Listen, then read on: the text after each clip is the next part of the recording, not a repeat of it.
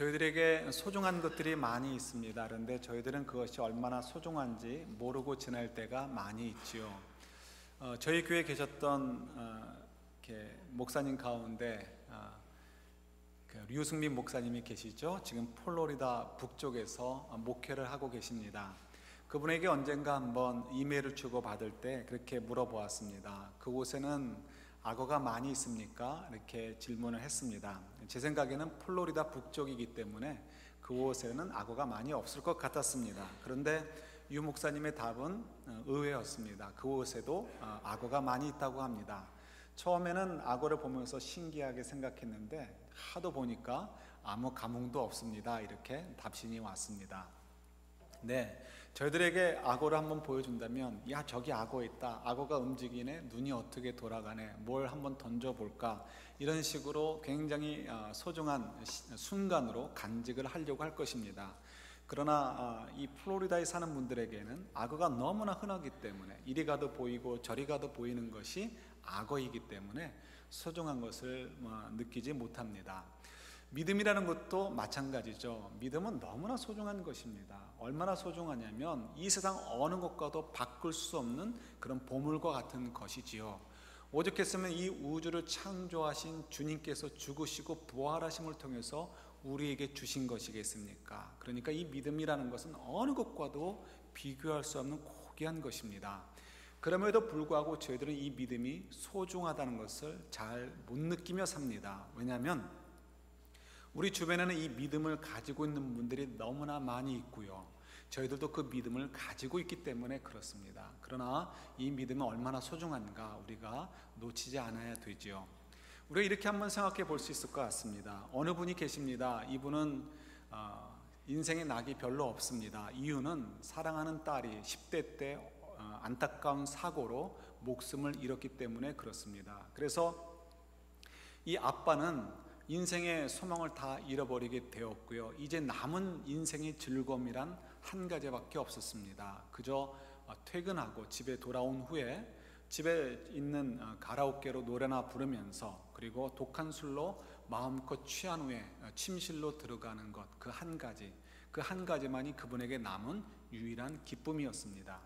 그래도 그분이 어떻게 보면 아주 가벼운 알코올 중독에 걸려 있었을지 모르지만 사업도 잘 하고 계셨고요, 또 인간관계가 굉장히 좋아서 친구분들이 많이 있었습니다. 그러다 보니까 그 친구분들 가운데 크리스찬인 분들이 이분을 어떻게 하면 예수를 만나게 할 것인가 연구를 하고 의논을 하면서 계속해서 복음을 전달하려고 했습니다. 그럼에도 불구하고 이분은 계속해서 복음을 거부했습니다. 만약에 정말 하나님이 살아계시다면 교회를 열심히 잘 다니던 자기 딸이 어떻게 그런 어려운 일을 당할 수 있었는가? 어떻게 하나님께서 그 딸을 사랑하고 우리 가족을 사랑했다면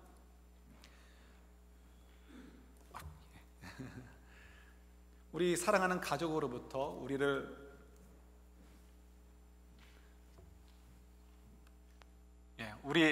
죄송해요. 제가 마이크를 끄고 했었네요.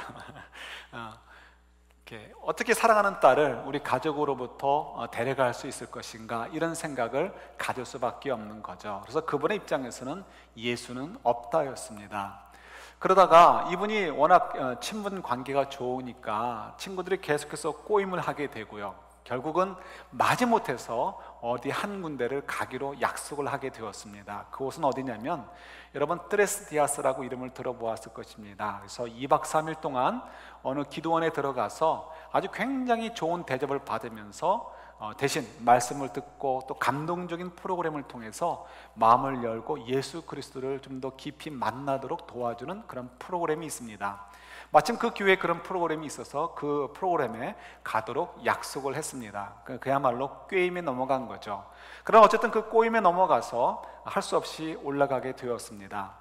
올라가는 시간에도 이분은 영 올라가고 싶지 않습니다. 내가 가서 뭐하나 하는 마음으로 마지못해 올라갔습니다. 올라가면서도 제일 속상한 건 매일 2갑씩 피웠던 담배를 피지 못한다는 사실, 그리고 밤마다 들이켰던 거의 이렇게 양주 한 병씩을 피웠다고 하시는데 그 술을 마시지 못하는 것 때문에 마음이 괴로웠을 뿐입니다. 그래도 올라갔는데 그냥 지내는 시간이 너무 아까워서 마음속으로 이렇게 소원을 빌었습니다. 우리식 표현으로 얘기하면 기도를 한 거죠.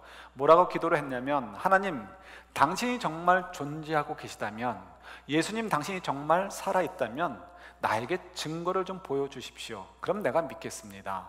내 사랑하는 딸을 꿈에서 한번 보여주시던가, 아니면 이 기간 동안 내 눈에서 눈물이 나오게 하신다든가, 어떤 감동을 주면 제가 한번 믿어보겠습니다. 이런 식으로 마음의 소원을 좀 빌어보기도 했습니다. 시간이 점점 갑니다. 하루가 지나고 둘째 날이 밤이 다가옵니다. 이제 이 밤을 지나면 내려가는 일밖에 남아있지 않습니다. 그런데 그 시간이 되었음에도 불구하고 여전히 아무 일도 벌어지지 않았습니다. 이분의 마음속에 그러면 그렇지 하는 마음으로 잠을 자게 됐고요. 아침에 마무리 시간을 갖고 집으로 내려오게 되었습니다. 내려오는 차 속에서 돌려받은 전화기로 집에 전화를 했습니다. 여보, 나 지금 내려가니까 내가 피던 담배 새로 사다 놓고 내가 즐겨 마시던 술 준비해놔. 막상 집에 내려가 보니까 정말 아내가 새 담배도 여러 갑을 이렇게 보로라고 하나요? 그걸 준비해 놓고, 또 술도 새로 여러 병을 준비해 놓았습니다. 남편은 2박 3일 동안 시간을 헛되이 보냈다는 생각은 아예 깨끗이 잊어버리고, 이제 그동안 못했던 술과 담배를 다시 할 수 있다는 즐거움으로 가득 찼습니다.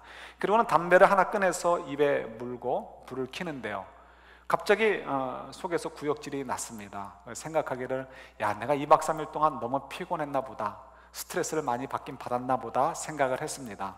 그런 식사를 하고 또 평소대로 술을 한 잔 하려고 하는데, 왜 이렇게 술이 쓴지 도대체 이 목으로 넘어가지 않는 거였습니다. 그래서 역시 또 피곤해서 그런가 보다 생각을 하고 잠을 이루게 되었습니다. 내일 밀린 것도 해야지, 이런 마음을 가지고요.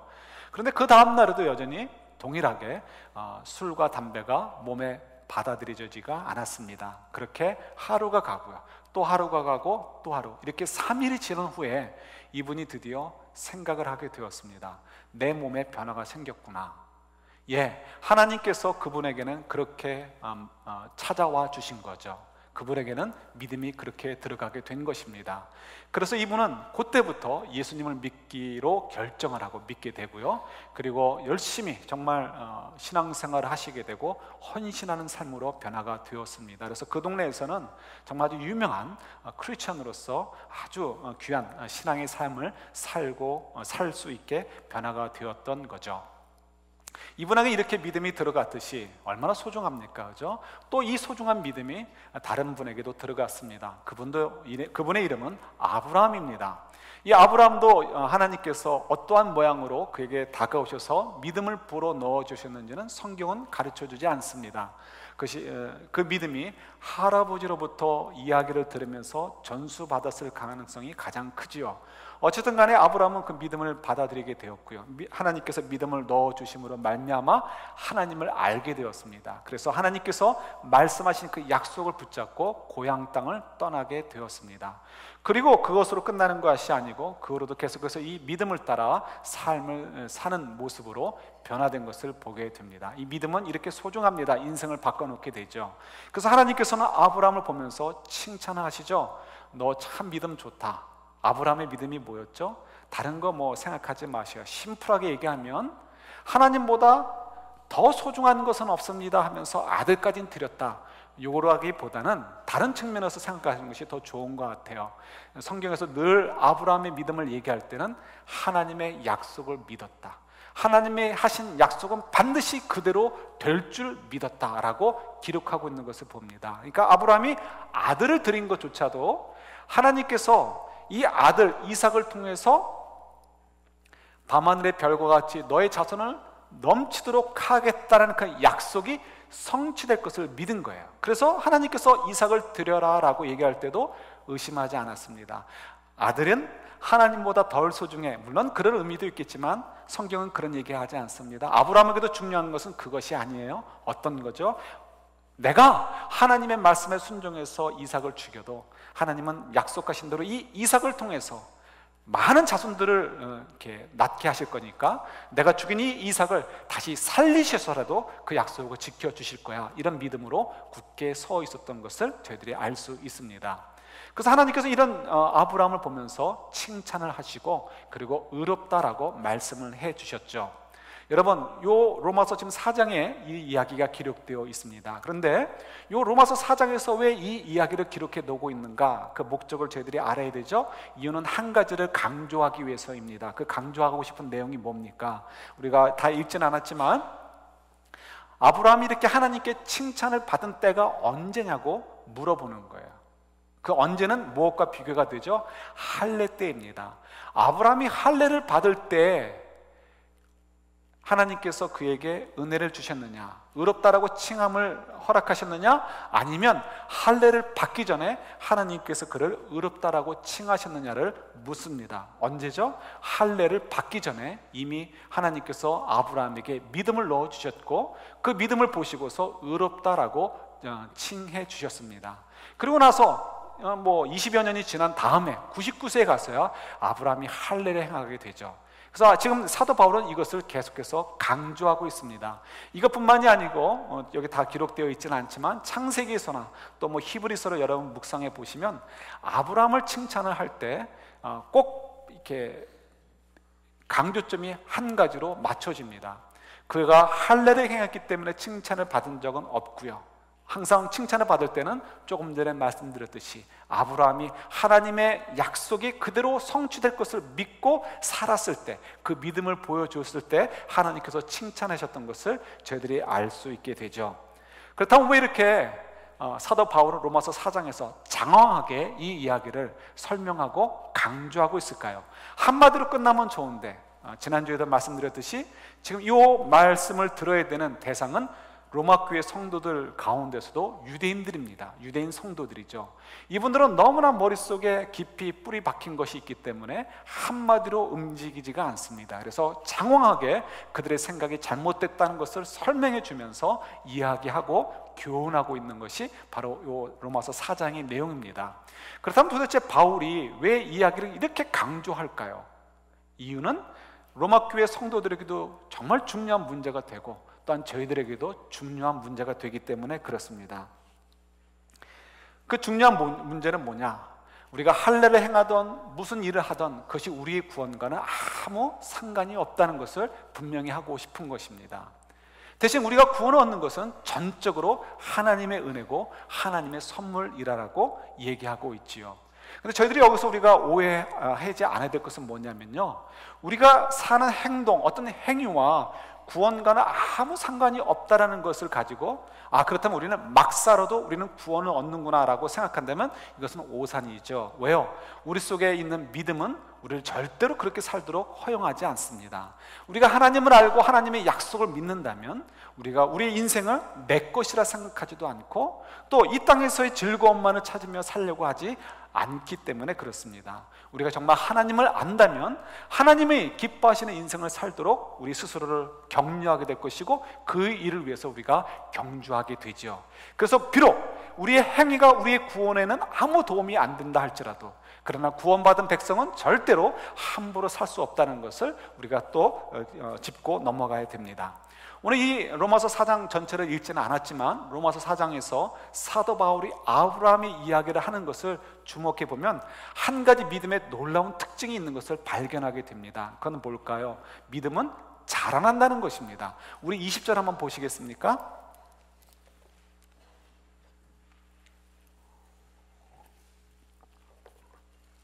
로마서 4장 20절입니다.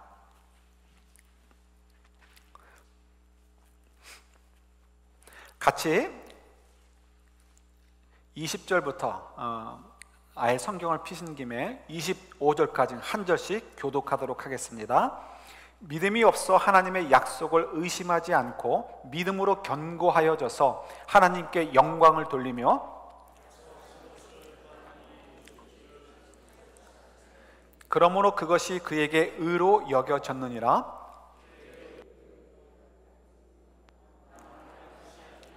의로 여기심을 받을 우리도 위함이니 곧 예수 우리 주를 죽은 자 가운데서 살리신 이를 믿는 자니라.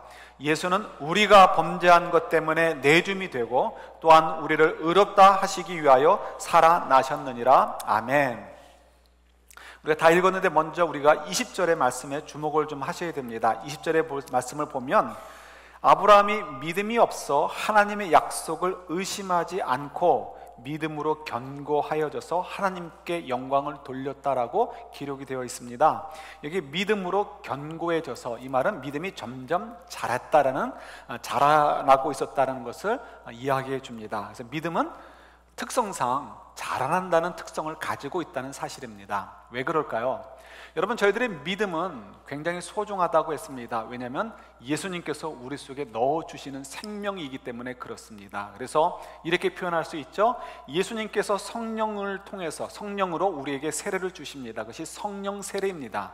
성령 세례를 받을 때 우리 속에 성령께서 임재하시고요, 성령께서 임재하시면서 우리 속에 새 영을 창조하여 주십니다. 이 새 영을 새 자다라고 표현하기도 합니다. 이것은 세상 사람은 없는 것입니다. 믿는 저희들에게만 있는 거죠.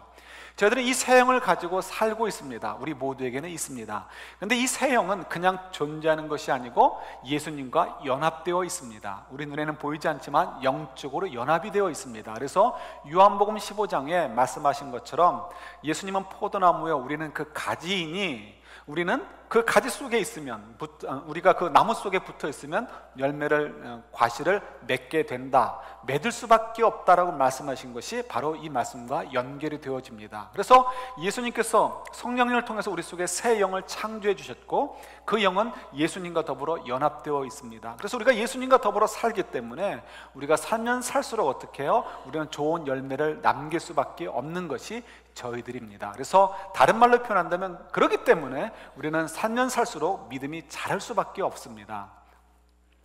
그래서 이 믿음이 자란다는 특징이 있다는 것을 저희들이 기억해 두시는 것이 필요하죠. 우리 아브라함의 얘기를 가지고도 얘기할 수 있습니다. 아브라함도 처음부터 믿음이 100세 이후에 가졌던 믿음만큼 좋았던 것이 아니죠. 그래서 비록 75세 때 하나님의 약속을 붙잡고 믿고서 고향 땅을 떠났지만, 그가 그 믿음이 아주 흔들리지 않는 그런 믿음은 아니었습니다. 물론 고향 땅을 떠나는 것도 굉장히 소중한 일이죠. 왜냐하면 당시에 고향 땅을 떠난다는 것은 목을 내놓는 일과 마찬가지입니다. 그래서 당시에 이렇게 다른 지역으로 이주하는 사람들은 대부분 이렇게 중상층 밑에 아주 어려운 사람들, 자기 고향 땅에서는 더 이상 소망이 없는 사람들이 주로 이주를 하곤 했습니다. 아브라함은 그런 상황은 아니었지만 이주를 했습니다. 왜요? 하나님께서 말씀해 주신 약속을 믿었기 때문에 그렇습니다. 막상 떠나왔지만 정말 현실은 녹록치가 않습니다. 그래서 어떤 일도 벌어지게 되죠. 먹을 것이 없게 되자 애굽으로 내려가게 됩니다. 애굽으로 내려갔을 때 아내가 너무 아름다웠던 것 같아요. 아내를 보고서 사람들이 자기를 죽이고 아내를 뺏을까 봐 아내를 누이다라고 속이게 됩니다. 그때 당시에야 법이 어디 있습니까? 죽이고 힘 있는 사람들이 곧 법인 거죠. 그러니까 한마디로 아브라함은 자기가 먹고 살기 위해서 자기 아내를 파는 것과 마찬가지 행위를 했던 사람이 아브라함입니다. 아브라함이 별로 별 볼 일 없는 남자이나 이렇게 생각할 것이 아니고요, 그가 아직 하나님께서 해주신 약속, 그를 어떻게 축복해 주시겠다는 하나님 약속을 그때 그 순간만큼은 믿지 못하고 흔들렸다는 것을 저희들이 발견할 수 있습니다. 그렇게 믿음이 연약했었죠. 그러나 시간이 가면 갈수록 많은 일들을 경험하면서 하나님이 정말 나와 해주신 약속을 지금 진행하고 계시는구나 하는 것을 믿을 수 있게 되었고요, 그러면서 점점 더 신앙이 자라게 되었습니다. 그 후에는 나중에 가서 마지막 것만 얘기한다면, 조금 전에 얘기했던 대로 자기의 아들, 100세 때 얻은 아들을 달라고 하실 때에도 아브라함은 조금 더 주저하지 않고 하나님께 드릴 수 있었습니다. 이유는 하나님께서 해주신 약속은 반드시 그대로 이루어질 것이다 라고 믿을 수 있었기 때문에 그렇습니다. 그래서 믿음은 자라는 특징이 있습니다. 이미 나이가 어떻게 됐는데, 아니요 여러분, 여러분들 가운데 적어도 아브라함보다 나이가 많으신 분은 없잖아요. 그죠? 믿음은 절대로 나이와 상관이 없습니다. 이 성장판이라는 것은 나이와 상관이 있죠. 그러나 영적인 성장판은 절대로 나이와 상관이 있지 않습니다. 자, 이제 중요한 것은 아브라함의 믿음이 자란 것처럼, 또 일반적인 믿음의 특징상 믿음이 자라는 것처럼 우리들의 믿음도 자란다는 것입니다. 여러분들의 믿음도 자란다는 것입니다. 그런데 이것이 꼭 반갑지만 않은 것이 우리들의 현실입니다. 왜 그럴까요? 저도 이 말씀을 묵상하면서 나의 믿음이 자라고 있는가? 네, 분명히 제 믿음이 많이 자랐습니다. 그런데 굉장히 부담스럽습니다. 왜냐하면 제가 얼마나 연약한 존재인지, 저의 실수들, 또 저의 어떤 죄악성들, 이런 것들을 제가 너무나 잘 알고 있기 때문에 그렇습니다. 그래서 제가 저를 향해서 믿음이 자란다라고 얘기하는 것이 참 부끄럽고 정말 너무너무 부담스럽다는 것을 느낄 수 있었습니다. 또 그것만이 아니죠. 믿음이 자란다는 것이 부담스러운 정도만이 아니고 무섭기까지도 합니다. 왜 무서울까요? 아브라함에게도 믿음이 자라면 자랄수록 요구하시는 것이 컸습니다. 갈등할 만한 것들이 더 컸습니다. 그것처럼 저희들도 믿음이 자라면 자랄수록 더 고민될 내용들, 하나님이 더 요구하실 것들이 클 거라는 것을 아니까 믿음이 자라는 것을 저희들이 두려워합니다. 그래서 저희들이 이 믿음이 너무나 소중한 것임에도 불구하고 한국 속담에 뜨거운 감자다, 이러기도 뭐하고 저러기도 뭐하는 뜨거운 감자처럼 느껴지는 것이 오늘날 우리들의 사람들 속에 생각되어지는 믿음이 아닐까 생각을 해보게 됩니다. 그러나 절대로 믿음은 그렇지 않습니다. 우리에게 넣어주신 이 믿음 얼마나 소중한 것인지, 얼마나 소중한 것인지 우리가 이해하는 것이 꼭 필요하지요. 그래서 예수님께서 그것을 위해서 이 땅에 오셨고 죽으시고 부활하신 것이기 때문에 그렇습니다. 제가 동영상을 준비했으면 좋겠는데 마침 오늘 아침에 생각이 나서 준비를 하지 못했습니다. 여러분, 몇 년 전에 우리 이라크하고 전쟁을 할 때 우리 군인들이 갔다가 돌아오는 장면들을 방송을 하는 것을 보신 적이 있는지 모르겠습니다. 그때 몰래카메라가 있었습니다. 아마 CBS, MBC에서도 보여준 것 같은데요. 아이들이 이렇게 일상적인 일을 할 때 아빠가 느닷없이 서프라이즈로 찾아오는 거죠. 그때 그 감동이라는 것은 말로 다 표현을 못합니다. 아이들이 유치원에서 그림을 그리고 뭐 이런 얘기를 저런 얘기 하다가 갑자기 아빠가 딱 등장을 했을 때 그 아이들이 감추지 못하는 기쁨과 그 놀람으로 막 눈물을 흘리며 아빠한테 달려가서 안기는 것, 아마 그 장면을 보신 분들이 계실 것입니다. 어떤 아이는 티네이저 여학생인데 큰 짐에서 운동을 하고 있을 때 아빠가 이렇게 등장을 합니다.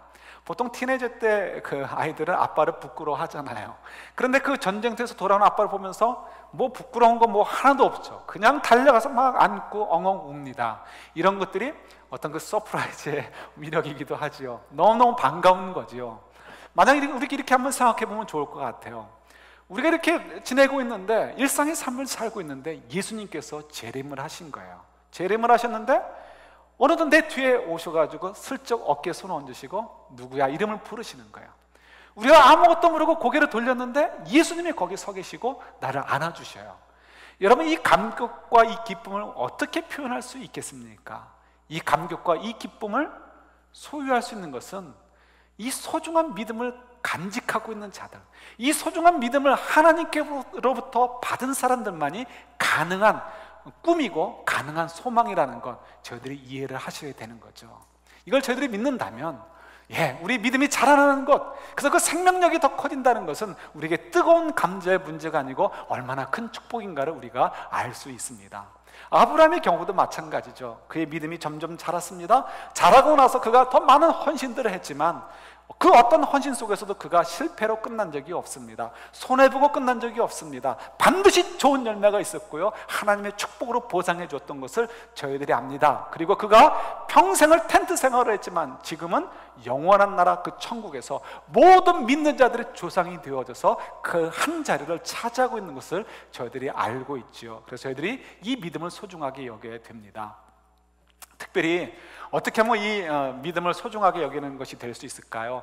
아주 간단하게 생각하시면 됩니다. 아브라함처럼 하면 돼요. 아브라함이 저들에게 믿음의 조상으로 좋은 본을 보여줬기 때문에 그렇습니다. 복잡하게 생각하지 마셔요. 하나님을 알고 더욱 하나님을 아는데 애쓰시면 되고 힘쓰시면 됩니다. 그리고 그 다음에는 아브라함처럼 하나님이 주신 말씀, 하나님이 하신 약속은 반드시 그대로 성취되어진다, 이루어진다는 것을 믿고 그 말씀을 따라 살면 되는 것입니다. 그러면 하나님께서 우리 믿음이 더욱 자라게 하도록 도와주실 것이고요, 우리 믿음이 자라는 만큼 하나님의 은혜가 아브라함처럼 저희들의 삶에 더 풍성하게 누리게 될 것이기 때문입니다.